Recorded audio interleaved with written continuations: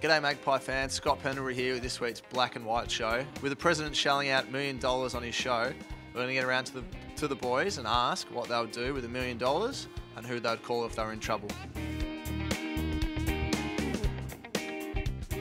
Definitely wouldn't need to buy a new cardigan, that's for sure. Buy my mum a house. That's probably what I'd do. No, I'd buy a big boat and go sailing around the world. Yeah, I'd probably buy a house down back where I'm from, so Margaret River. Think about going home? Nah, just for the off season. It's pretty nice down there. Just head back down and don't have to worry about bunking at a friend's or the family house. Probably buy my mum a house, I think. Whereabouts? Oh, I don't know, somewhere on the beach there. Just really, really. We don't have much beach in Australia. Do you want to narrow it down for us? Probably down in Glenelg there in South Australia. Good spot. What I'd do, Scott, I'd invest in some real estate. Put a little bit in there. I'd probably try. Whereabouts? Real estate? Where? Where? I'm not sure. I'd probably look to buy something, a nice, bit of acreage up the country. I'll probably spend half and then save half. I reckon I'd spend that $500,000 pretty wisely on a couple of cars, a nice holiday. And Just you and Beck getting away? yeah, she'd come along for a few weeks, I reckon. Yeah, I reckon she could spend the other half pretty easily too. I'm sure she could. I'm jet setting off around the world. Probably do a European summer of some sort. It's a good answer too. That's probably one of the best.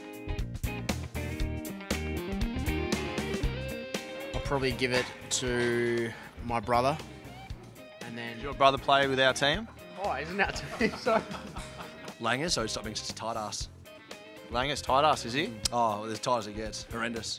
Probably Tyson Goldsack. Because when I lived with him, he paid for a lot, and he still whinges about that I don't pay him back, so that would just shut him right up, I reckon. Yeah.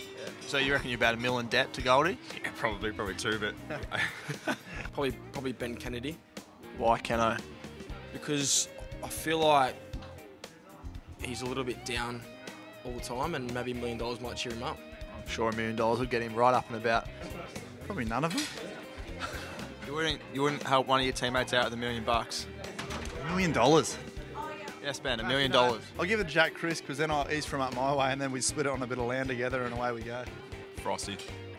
Oh, I think Frosty's got a few answers for $1 million. He's about $3 million richer after this show. Why would you give it to Frosty? Oh, it's just a nice guy. Always have a smile I'm not nice. So. Oh, you are nice, but well, give it to me. There's a locker next to me, so I actually see him more often.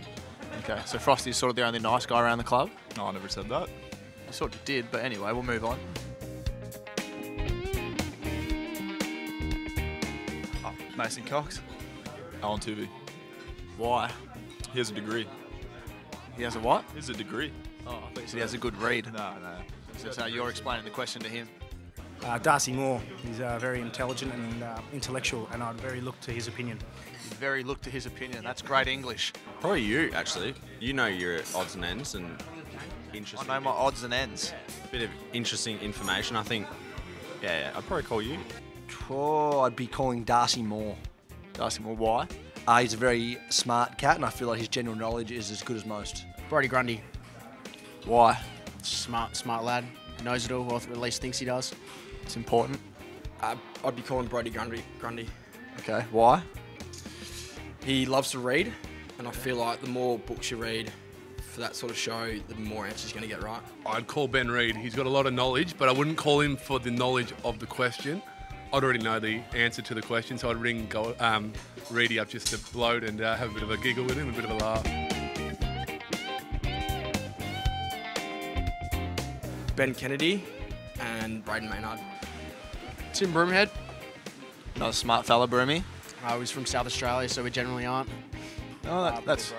But hold on, you just said Brody you'd call, and he's from South Australia. Contradicting yourself. Exception to the rule. Okay, there's always exceptions, isn't there, Ben? Absolutely. Steal side bottom? Why not steal?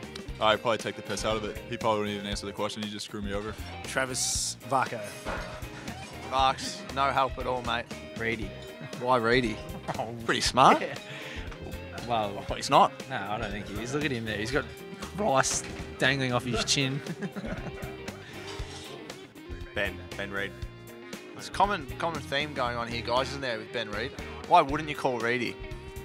I don't even know if he knows his own phone number, let alone a question that Eddie McGuire would pop to you. So I just don't. I wouldn't back him in.